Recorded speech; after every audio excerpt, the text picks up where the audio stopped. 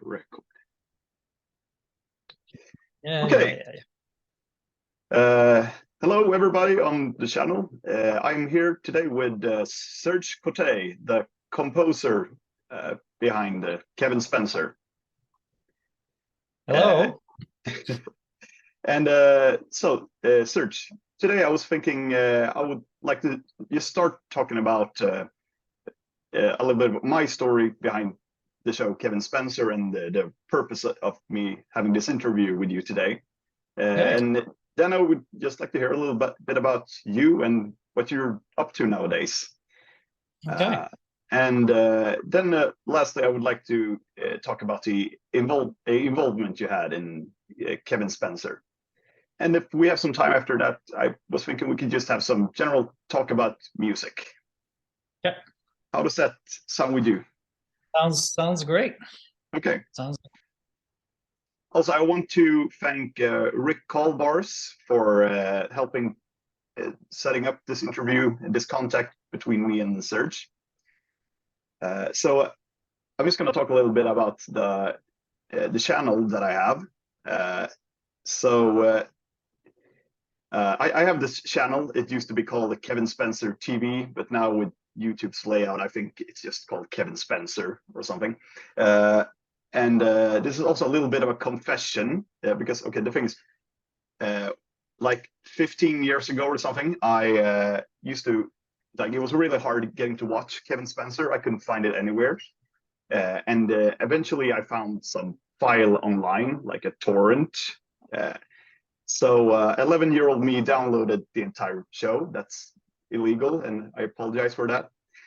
And then I realized that nobody else online had any way to, to partake in watching Kevin Spencer. So I decided to upload the show on YouTube, which is also probably illegal. And since then, the episodes have been up on my channel, and people have been coming there and watching the show. And now I figured, the episodes, they're uploaded. I don't know what else to find, to upload, to provide content for the people who want to know more about Kevin Spencer. So I figured I could do some interviews with some of the people behind the show to, help keep the curiosity alive regarding this great Canadian gem. Well, I'm amazed that this is actually a thing at all. Yeah. I know that I really enjoyed the show. It was just, at the time, it was very osé, as I might say in French. It pushed the dynamics of what was able to be broadcast or not back in Canada. And even at the beginning, the show was playing on a major network. Oh yeah. For the first season, and then something about halfway through the first season, there was a complaint from a very persistent lady who thought it was degrading and just completely inappropriate. And so the show was canceled from that channel and then went on the Comedy Network, which was also airing the show, but it just kept going there. And I don't know if you know this, but it turned out that, and I don't know if it's still the case, but at some point, it was the longest running Canadian sitcom in Canada. Yeah, I heard of that, and me and Rick talked a bit about that as well. Yeah, that's cool. That's very cool. So, yeah. Anyway, just that there's a fan base is like when I got that text between Rick and you, I was just like, what? I mean, there's another guy that reached out last year, and he also is obsessed with it. To some guy living in Canada somewhere, and he wanted me to send him all the music, and I'm like, whoa, buddy, it's not my call. Okay, I see. Well, it's cool. But, the show went off the air, I think, like 18 years ago or something. So yeah, I think the last season was in 2005 or 6. And then I don't know how long it continued after that. I really thought I was going to hit it off with, colleges and things like that. But timing and everything, and I don't know if South Park was starting at the time. South Park had a similar texture, I guess, of Okay. Yeah, I know what you're talking about. But anyway, I enjoyed working on the show a lot. Okay. I think it's been my favorite show so far. Okay. Happy to hear that. Oh yeah, I also just want to say that I'm from Sweden, and like I don't think there are any Kevin Spencer fans in Sweden at all, except for me. Like I've never heard anyone talk about it here. So yeah, that's interesting. So your fan yeah. base, is it like from elsewhere, all over the world, or what's the who follows you? I think most people are Canadian, and it's people who have had a first-hand experience of viewing the show when it first came out, I think. Okay, that's cool, because I mean there are a lot of Canadian references. Yeah. Mainly because you kind of had to integrate some Canadian references here and there because of subsidies and things like that. Oh yeah, I see. Little flag here and there. I keep turning this way because I just have an episode on, because Oh, okay. I was see. because I still hadn't had time to check back the Festival of Flowers episode that you mentioned. And Oh yeah, I'm pretty sure that's where Danger first appeared, I think. okay, and that's like I draw a total blank. I'm very familiar with some of the episodes, but now 20 years later, I'm like, what is this Festival of Flowers and what's this Danger? So, well, Rick, no, you're not Rick. You're Serge. Let's hear. Do you? I was thinking of starting just to ask a kind of open-ended question, but do you want to tell us a little about yourself? Yeah. So actually, I started in bands. I was playing with, well, if I go way back, classical piano during, the high school years. But I always wanted to rock, and anyway, joined some bands locally and in Ottawa. And eventually that led to some work with Alanis Morissette and One to One and a few other local bands. And from that, I was in a band with a guy called Dave Bigelow, who and we started a audio post production company. And Greg Lawrence, the creator, was just sort of starting out, and was friends with my business partner Dave. And we did a demo for Kevin. He sent it to the Comedy Network and did a pitch. They loved it, and things kind of went on and rolled that way. After and during Kevin, I continued to do scores for television shows. I had a sea of animated shows which was probably my favorite stuff, actually. Adult, preschool, youth, whatever. I was manufacturing, just outputting just scores and scores. Meanwhile, running an audio post facility with mix engineers and sound effects guys. I see. So yeah, and still with it. It sounds like you've been very prolific throughout your career and been having a lot of different projects. I've been pretty lucky, like considering I live in Ottawa, which is not, I'm going to say it's not the production city of Canada. It's Toronto and Vancouver would be the equivalents. It's kind of like LA and New York in the States. If you're not from those towns, it's it's I find it I like the fact that I was able to stay in Ottawa and have actually a career. Today I don't know how things would go because I'm at the end of my path, and there's new generation starting. I don't know how that's going for them, but I can only imagine it's difficult, right? It's a hard field to get into. I see. But I've been lucky and I love the work. I just love it. So okay, I'm very happy to hear that. yeah. What is your creative process usually like when you're composing for like an animated TV show? It depends. I mean, once you've passed the initial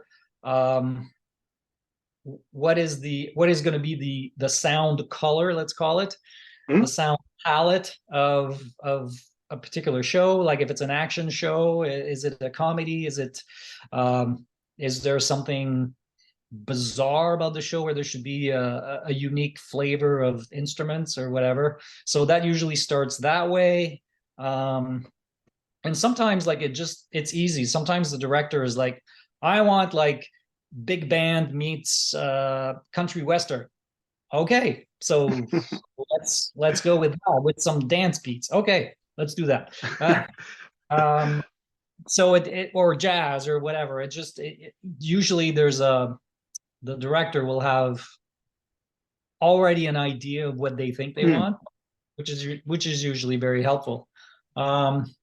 In Kevin Spencer, it was different.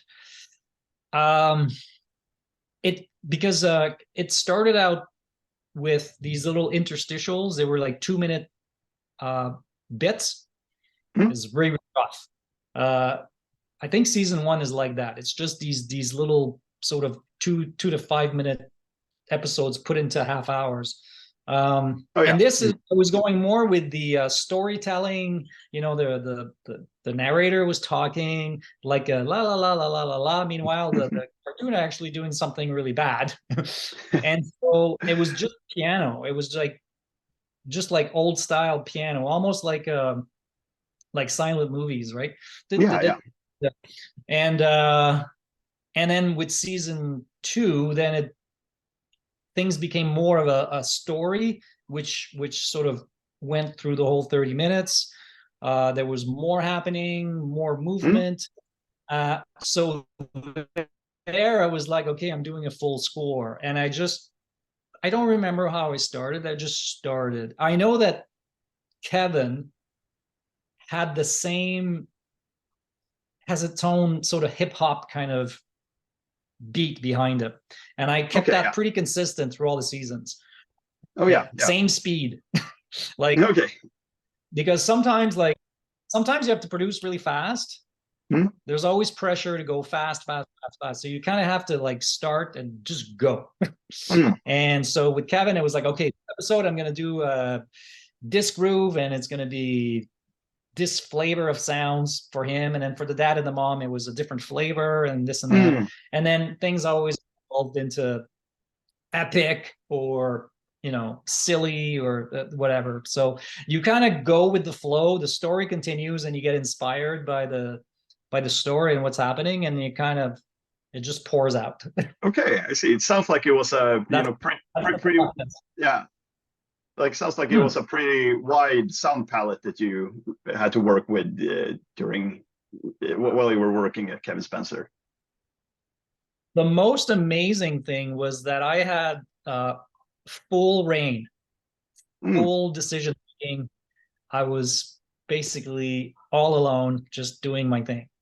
Okay. Right up to the end was comments. Everybody was always happy, so I just continued. Well, what did you think about that? Having that much freedom?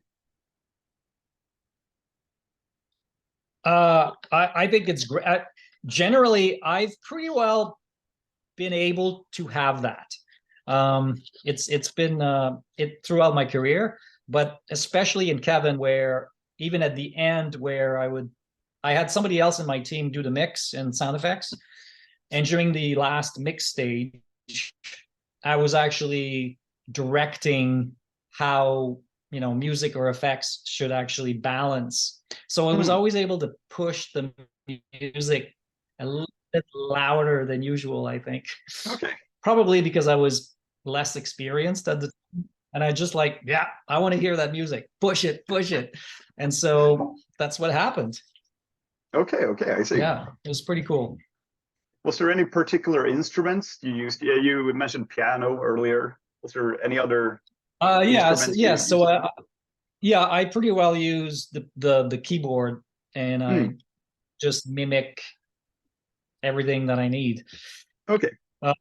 I used to play drums, but again, with technology, I'm not going to say technology technology today is different than technology in 1998.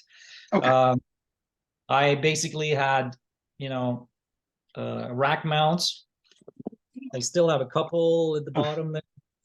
Anyway, and I had two of those. The computer was actually just recording the notes, but not the sounds weren't on the computer. Okay. And so I used two machines, multi-timbral, meaning I could get several sounds per and each, and then I would score the whole episode. And that was basically my sound tools, I guess, of the day. Because 1995, we started in 97, and the world was changing from analog to digital. Okay. So even the recording, the recording was digital at the end, but it was just kind of like starting out. I was comfortable with that setup, but things changed today. Today it's just everything is in the box, as they call it. All your sounds are in the computer, hard drives, whatever. You use sampled libraries. I see you have guitars and stuff behind you, so yeah. I'm sure you understand how it works. And again, speed was key. You only had a certain amount of. I had three days, I think, per episode or something like that. So you really had to like produce, go, and not overthink too much. Okay. And sometimes it's good. It because you can linger on so many finesse little things, and sometimes at the end you're like, well, I don't know what difference that made. Okay. There's a risk of becoming too perfectionistic, perhaps, when you have. Well, I think that's more reserved for creating like audio albums and product sort of. But when you're scoring, you are basically trying to color somebody else's project. So you're just keeping within the branding of the project, and you get visuals. You try to put sounds to dramatize the dialogue or the scenes, or add some comic effect. And so I think, and because it's layered underneath dialogue and things like that, they're like the little imperfections, I think, they disappear. Okay. So you have to work fast. Yeah, you have to kind of get through that really fast. And at the end, you listen and you're like, hey, that's pretty good. Like, wow, I did that. How did I get that? I don't know. Yeah. Well, talking about your involvement in Kevin Spencer, I just have to ask, did you compose the theme song? Yes and no. The song was composed with my business partner at the time, David Bigelow. Okay. And who was actually the director of the animation. Yeah. And he was also, he wanted to, I think the first theme, because I don't know if you've noticed, every season has a modification or actually a new song. Oh yeah. The first one has Greg Lawrence singing it, well, talking in it. Yeah. But it's kind of singing, which is kind of funny because it's I don't know, it's because can't sing, so it's funny. And so we did some alterations every season. Mm. And season 4, I think I wrote the whole theme. It's like that one. I love that one. And yeah, I was trying to do the my three sons. It's an old like 60s sitcom with a man and three sons. And anyway, and what else was there? There must have been another version in there that was also unique. I think it was season 8. Yeah. The rest were pretty well renditions of the original Kevin Spencer, so there was a rock version, there was a horn punk version, it just kind of went on. So I would make the arrangements. My partner by David was also a guitar player, played guitar. Mm-hmm. And yeah, so that was done first, I think. I don't think there was an opening for the little vignettes of the startup, the interstitials of Kevin Spencer. But as soon as we got into the television series episodic sequence there, we needed the theme, and I think the theme was done first. Animation pictures were put into it, and yeah, so that's how it was done. And again, pretty fast, and always fun. I just have to ask, while coming up with the theme song, were you inspired by Jeepers Creepers? The theme song to Jeepers Creepers? Yeah, and I think in this case it was Greg who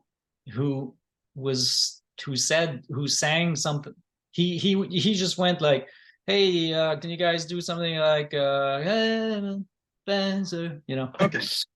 And so I think that was there.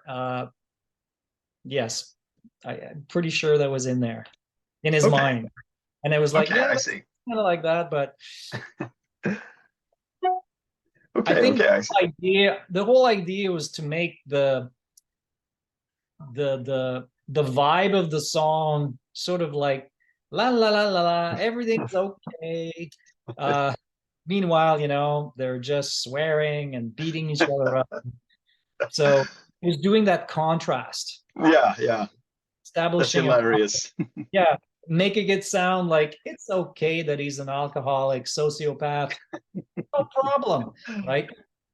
So it was just that, just the simple, like just raw, simple, happy.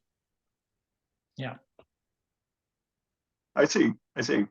I was also gonna inquire a little bit about the theme song from season 8, because that was a little different.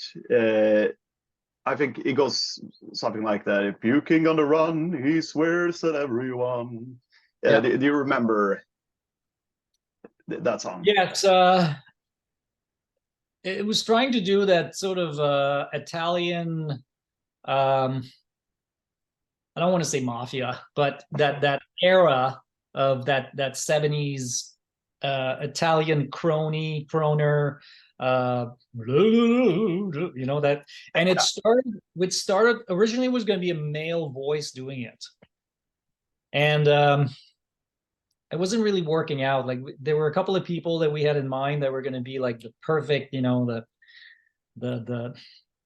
perfect crooner, the Vegas bar kind of guy, sleazy, but it didn't work out. And again, time was of the essence. So we had Louise Rennie sing it. She was from the band 1-to-1. At the time, yes, she was the lead singer and she was great. Like I could give her anything, like a melody, lyrics. She would, comment her own and stuff, but she was always like so easy and fast and pleasant to work with. So she was great. And she sang actually a lot of songs that happened to be in several of the Kevin Spencer episodes.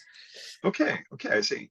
I remember there was one song that was also included on a music video that was on the DVD, because there was like one DVD, I think it was called "Straightening Things Out," that was released around 2001.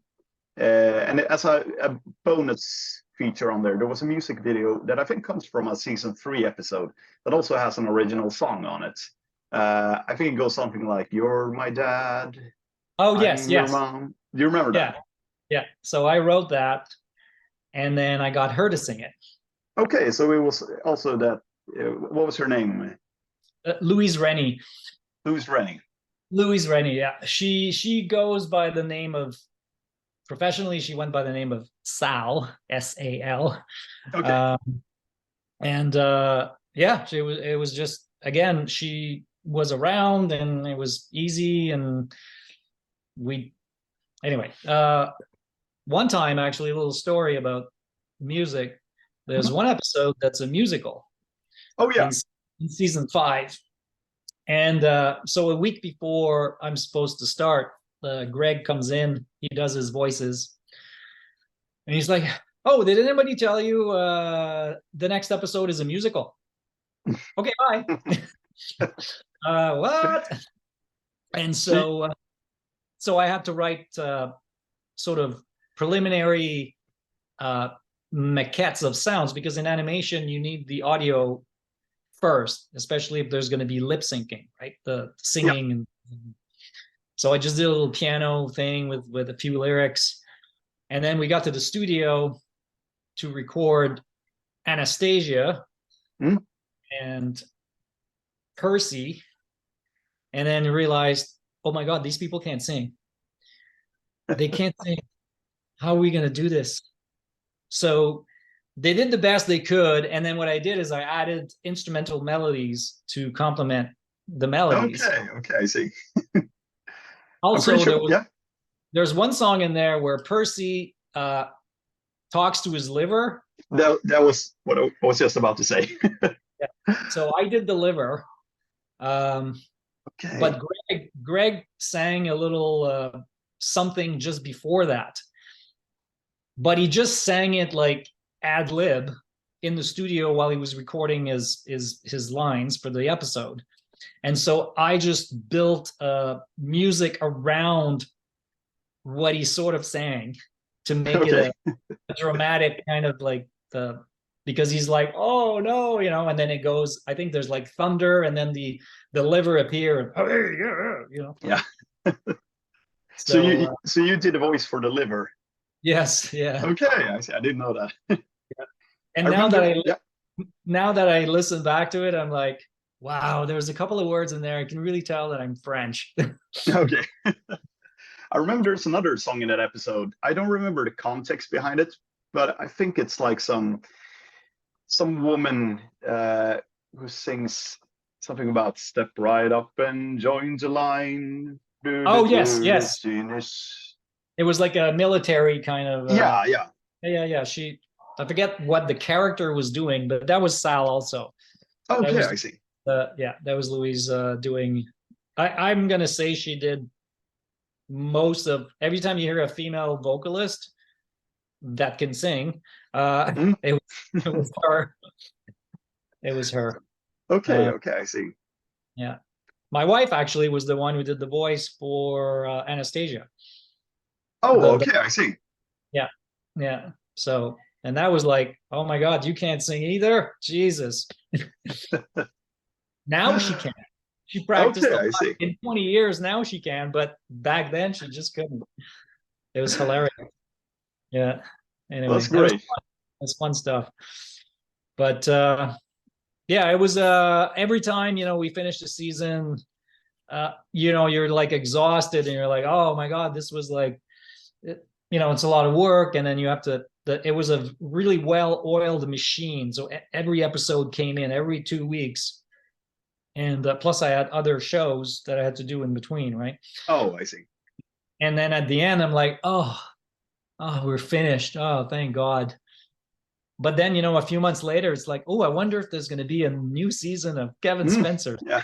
You just forget about how hard it was, and then you just want to get back to it, because you can't Okay. have want more of that insane family, right?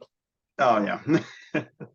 The I my favorite, a few of my favorite characters were also Porn Man and Afro Man, oh yeah, I love him.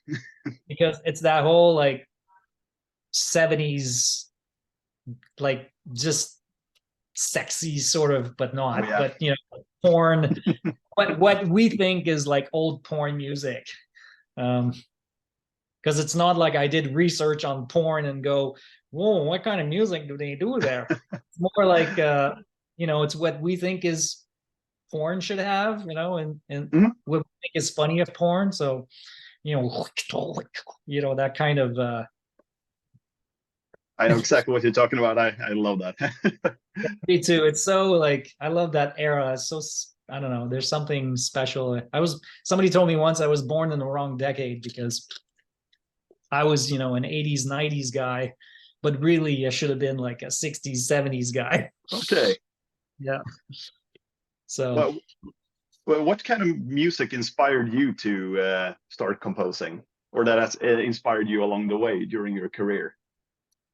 uh, I'm gonna say rock was the driving force of me wanting to be, a rock star. Hmm. Um, that part didn't pan out, but um, I kind of like I wasn't planning to write music for film or TV. It kind of just happened. Okay. You just evolve and you do something. And I was playing with rock bands, and then I was asked uh, to write and produce and arrange and play instruments for Alanis Morissette, and that was Hmm. like dance. I was like, oh, dance music. I don't really do that, but yeah, I'll do that. And I like everything, so it's great. And I really got into that. And One to One was more of a pop, not dance, but just a Hmm. different kind of pop. And so that was sort of, and every branch of what I was doing evolved into a new segment. Okay. Greg Lawrence and Dave Bigelow went to broadcast school, and when they came out, Dave wanted to start, made some contacts. Some of the teachers are producers and this and that, and we started doing a opening theme for a news show Hmm. and things like that. Those things evolved into, hey, there's this is interesting, and there's variety in doing all different things. And when Greg started having more television shows, we kind of like went with him. It was like a team, right? Yeah. So the and then as I progressed into the environment of scoring, then you pay more attention to what other people are doing, and uh, what you want to hear, and usually the research comes with the style of the show. Greg did a show called Butch Patterson Private, Oh yeah. and so that was all in the jazz sort of Hmm. category, and I was like, I don't know what I'm doing, but I'll do it. I saw uh, that show many years ago now, but isn't it a little like noir sounding yeah, like a almost? film noir. Yes, that's Yeah. right. And that opening theme, I don't know, it took me no time at all. I was so Hmm. surprised. It took me like 2 hours. I was done. Okay. Oh my God, this is amazing. Like I did that. What? Uh, so, and it's sultry and kind of, that film noir thing. Hmm. So then you start, listening to other film noir, like, okay, I think there's these elements in there, but I just want to make sure. And Hmm. so that evolves and it gives you ideas. And I always loved the old, uh, my dad liked a lot of the big band content back when I was a kid, and the Louis Armstrong and Oh yeah. stuff. And some recordings are just amazing. Like stuff that was recorded in 1955 and just sounds amazing. Like it's and they're just, it was 1955. Technology was not what it was Yeah. today. It was just good quality, barely any equipment kind of thing, right? just good players, good rooms, good microphones, and there you go. Just beautiful. I love like listening to old big band albums. Like I'm a big fan of Charles Mingus. Yes, yeah. That's cool. It's really the Duke Ellingtons and then they come in play, and even the Frank Sinatras and those kind of productions are just.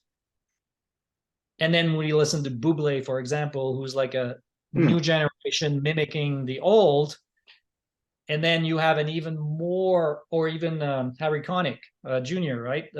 They just, then the quality of the recording is even better, right? It's just like, it's so just because they can do so much with the lush and the separation and the speakers. And so again, those are all details that don't matter in TV because your music is basically wallpaper behind a bunch of people talking and screaming and cars going by and this and that. So, and you have a visual aspect which distracts you from the music. The music just kind of like takes you with the visual, but it shouldn't distract you. But when you're listening to an album, you're all ears. You just want to hear everything. You want it to be beautiful, and you always hear something new. And the next time you listen to it, right? It's pretty cool. Okay. Yeah. Are there any particular bands or artists that you like to listen to and that you've listened to in the past? No. Oh, and I say no because in the last 10 years, I've been trying to like listen to a variety of new content, older content, mishmash, and I just like everything. Okay. Right. And so I go in periods of I'll listen to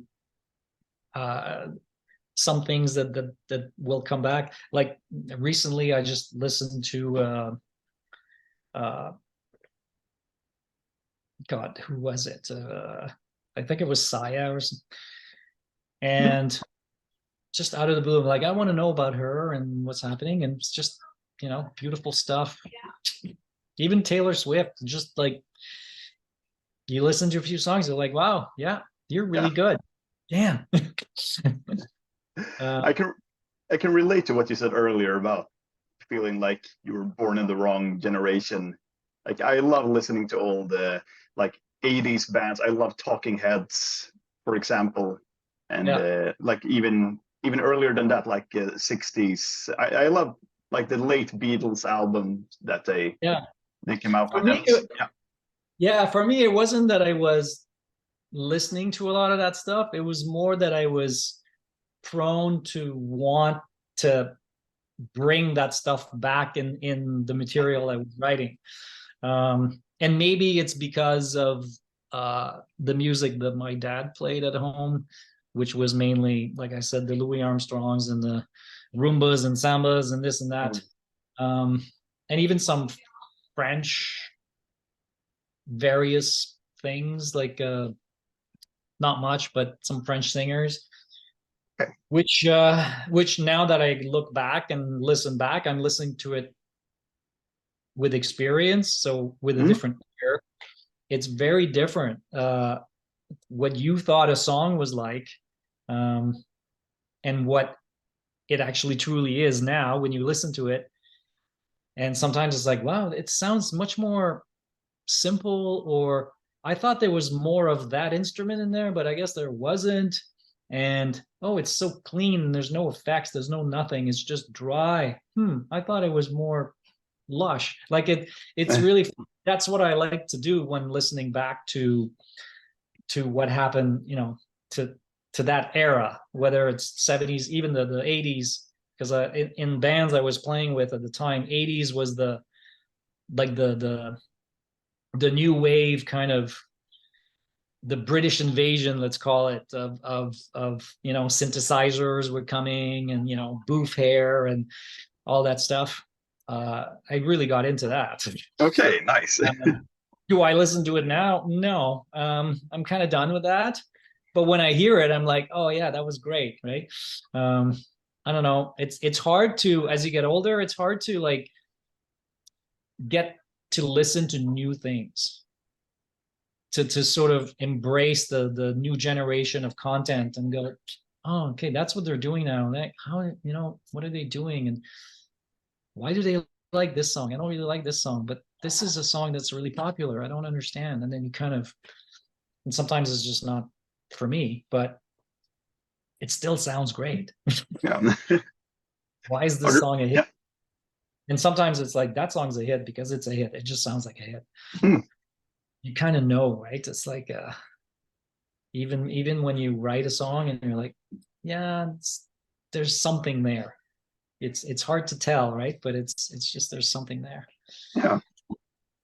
Whether it's in the lyrics, the melody, the sound, like it's there's a I don't know. It's really cool when that happens, right? So you have to keep writing, and then it's hit and miss, and some stuff is, you know, it's okay, it's good. But the ones that stand out then really stand out. Okay. Yeah. Are there any particular Canadian artists or bands that you would recommend? For listening, Yeah, for listening.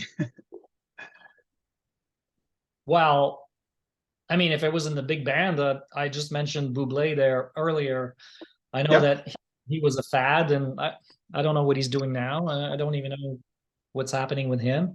But in the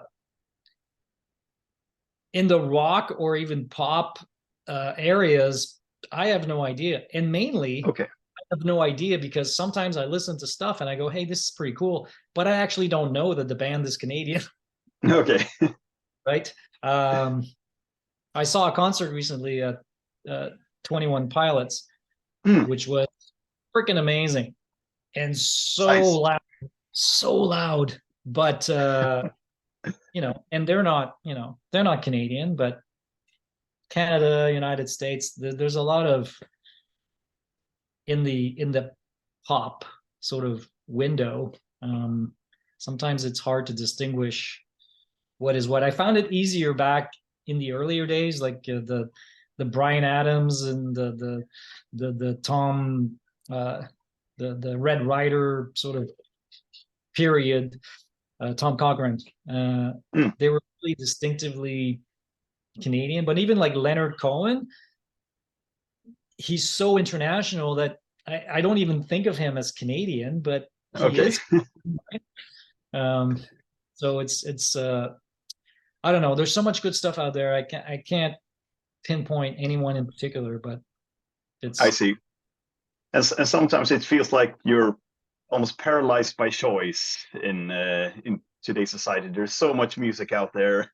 there's so much Little music, time. and the thing that I find paralyzing now is actually the audio tools that we use and Mhm. how we get bombarded, and I'm sure you do too, we get bombarded with the latest tool and the this and the that, and like everybody's got a plug in and it's supposed to be better than the next thing, and it's like candy store, and it's overwhelming.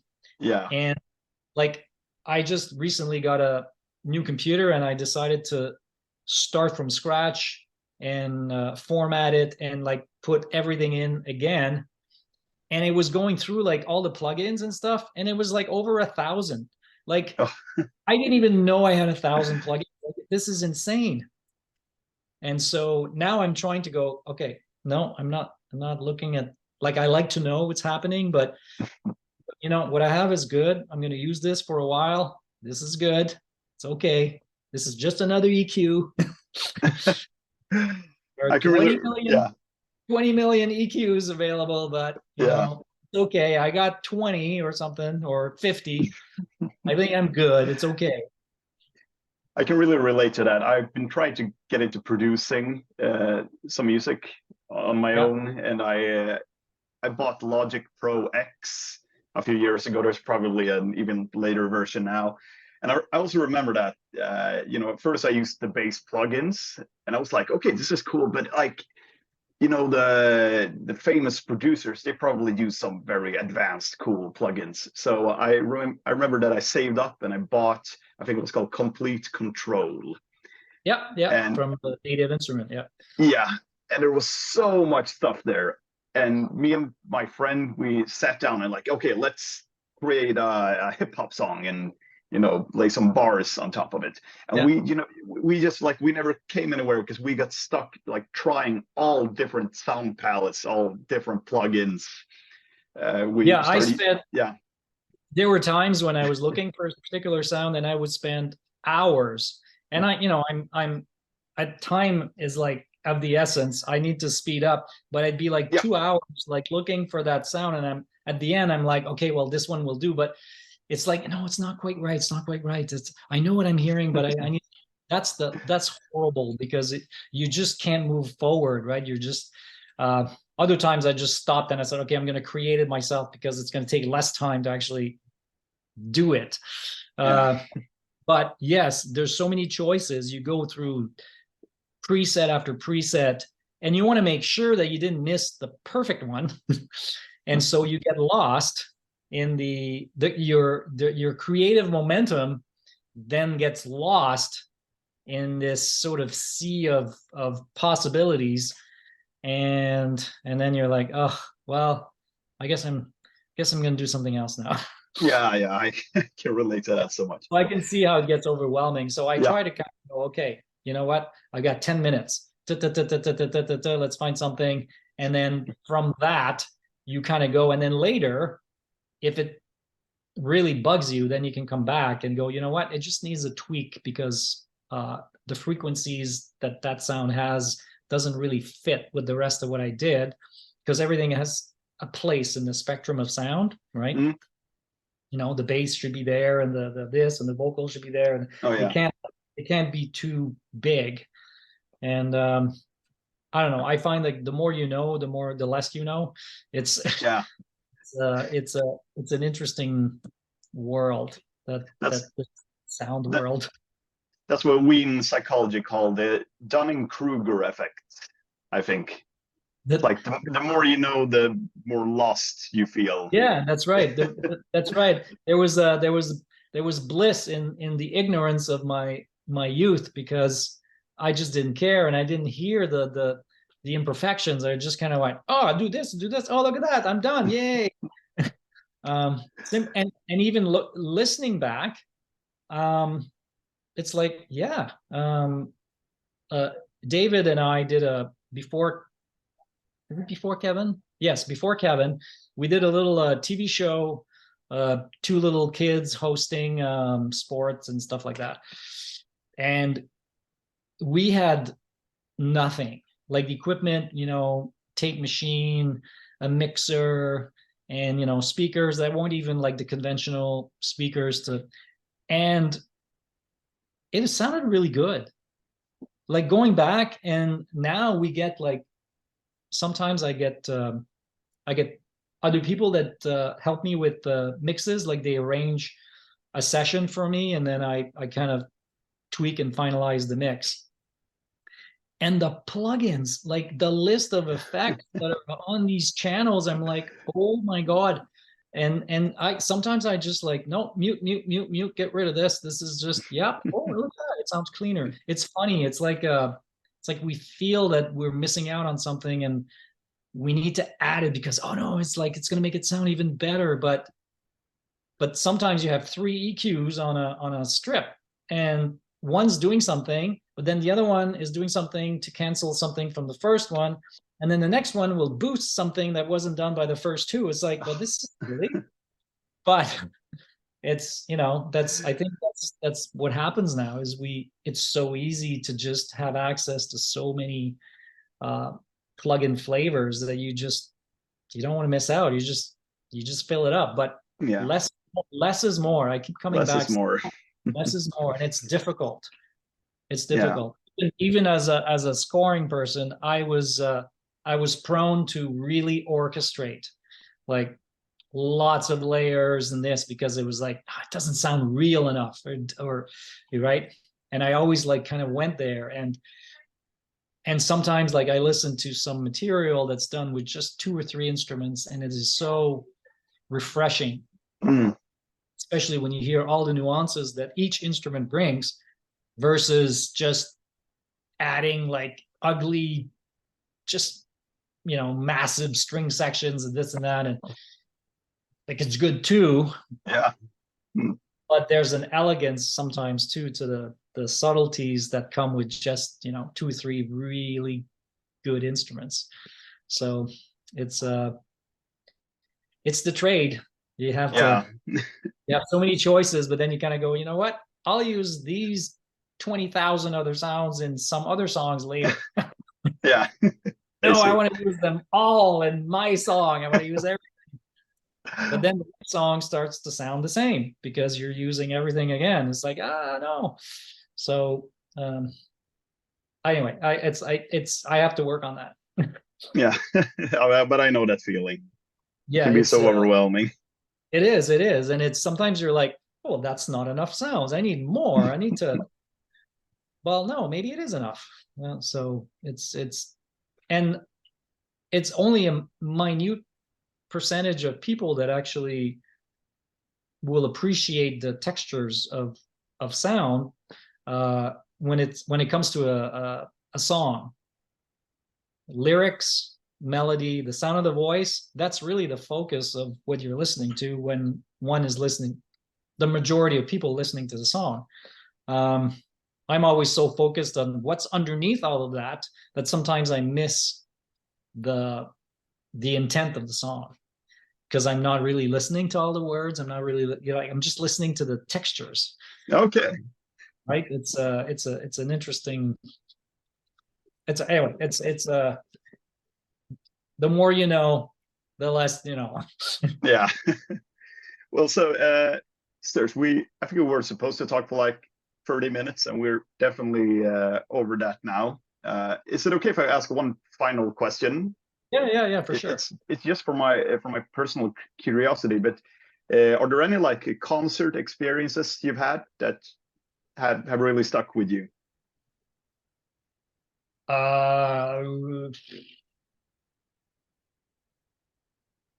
Concert experience. You mean like attending a concert or performing in a concert? I was thinking attending a concert. Well, the one I mentioned, well, there's two actually. The 21 Pilots that I saw, because it was only two guys who managed to completely own the room, which was pretty amazing. And before that, I saw Danielle Lavoie, who's a Canadian singer artist, but producer, mainly known for producing like U2 and bands like that. And he did a concert, and it was an intimate sort of 3,000 people room kind of thing. And it was so, I don't want to say magical, but there was something interesting. He was trying to compete at one point with the orchestra that he had behind him. So he was like playing off like they were like competing. They were like, okay, well, I'm going to play something with my 4-piece band here, and then you guys try to mimic that with your, you know, orchestra. And so, and then vice versa. They did a few things with that, which I thought was really interesting. Okay. And lastly, I'm not a fan per se of Bruce Springsteen, but I saw him as a solo artist on stage with he had a guitar, he was playing beats, like he was just tapping the on the floor, like for boom effect. He had a harmonium kind of like little keyboard that he played. It just sounds like an accordion mainly, but his sound was so big. Like I was floored. Like it was better than seeing him with his band, I thought, because I saw his band too, and I was like, wow, it's pretty energetic band, and it's great. But him as solo, it was like it blew me away. Okay. And I'm not a fan. I was a fan now, but I was a fan of that performance for sure. Okay, I see. It's amazing to hear. Yeah. One of the I think the best concert experience I've had was a few years ago. I saw David Byrne from Talking Heads at Roskilde Festival in Denmark, and that was amazing. He had like he had like an empty stage, and it was just him and well, it was him and like I think 8 other people, and they all had their instruments strapped to their bodies, and then they were all like walking around in choreographed rhythms and choreographed patterns while playing. And that Yeah, was so cool. I know he's always been very artsy that way. Like there's a New Yorkness to him that is very, very cool. And he's just a cool guy, right? He's just and that doing that kind of thing, I would love to do that. Like Oh yeah. performing, like that idea of like just being free and kind of moving around. And because today you can, right, with technology, you can have a whole drum kit with just like a couple of buttons on your chest and you're a drummer, right? Like Yeah. I mean, why not, right? So you can have a drum machine, you can have a keyboard, you can have like it's and also there are so many different types of controllers now. You see things with like, it's just buttons and I just saw this couple of ads with these, they look like typewriters with glowing lights, and it's like a series of typewriters. It's like a big block of buttons, and then you just like program that, and they each do like chords or different chords or sounds in this. It's really cool, and so there's so much you can do now. Anyway, it's come a long way, and the full MPE mode of expression now with, I'm getting a little technical, but when each note, like Rolly will do that, like a keyboard, like a C board, or there's a few other makers of the same thing where you just glide through the keys, and the sound follows, and then you can accent certain areas by just pushing or gliding or sliding, and it's really, and it really gives, I don't know, it just gives a new dimension to what synthesizers can do, right? Almost like almost it becomes like the acoustic instrument that it couldn't be before. Okay, yeah. A guitar, right? You take a guitar, you can do so many things with that, from tapping it to like harmonics to clink to just strumming. It's so, versus a piano, which is basically, well, those are the notes and you can play them hard and then you can play them soft, but that's kind of like the range. Pretty impressive range too, but but sonically, like an instrument like a guitar, I find you can get more different sounds out of it. I mean, yes, the piano, if you open it up and start hammering the strings, you'll get a different sound. But anyway, it's so it's interesting to see that technology is more and more mimicking what you can do with instruments that are acoustic. Yeah, I agree. It's amazing. Yeah. Drums are the same, right? Rim, metal, wood, tuk, tuk, tuk. Like it's, but when you have these buttons, then you're like, well, that's a snare. Yeah, okay, since that's a kick, but it doesn't vibe with the rest of the room, and so, and engineers are just trying to mimic more and more how they can bring realism to fake instruments, basically. So it's a pretty cool time with technology, musicians. Yeah, I agree. It really is. Yeah. So Serge, I realized I had just just one more question, if it's okay by you. Yeah, go for it. Yeah, we are. I saw that you had been nominated for an award while working on Kevin Spencer, a Gemini Award. Yes. So that year, so a Gemini is like it's like an Emmy in the United States. So it's an Emmy, a Canadian Emmy. so it's basically it's the awards for television in Canada. Okay. And it was the first year that there was a category for score for animation. Okay. And to my surprise, Greg wanted to enter an episode, Right. which well, it's not going to win, but it's pretty awesome. Yeah. And just because I knew who it was up against, and it was up against, some pretty big names. I mean, sometimes you never know. Yeah. I did win one of those once with a different show. It was a documentary series. It was only 10 minutes long. It was competing with 6 other people. Usually it's only 5. And they were like mega hour-long productions of this. And like, oh, it's fun to be here. And then they called my name. It was like, what? Wow. Congratulations. I know, that was really cool. But I don't know. It's fun to be nominated. It's I can imagine. Yeah, it's and they're fun parties. Okay, And it's oddly enough, you're always busy working, and it's the only time that you actually can spend time with your peers, and just like enjoy the night and see them. Even though it's out of town, different town, like that's where I was able to talk to most of the people I work for, just because I'm there. And when I'm at home, I'm working. I don't have time to go see anyone. Okay.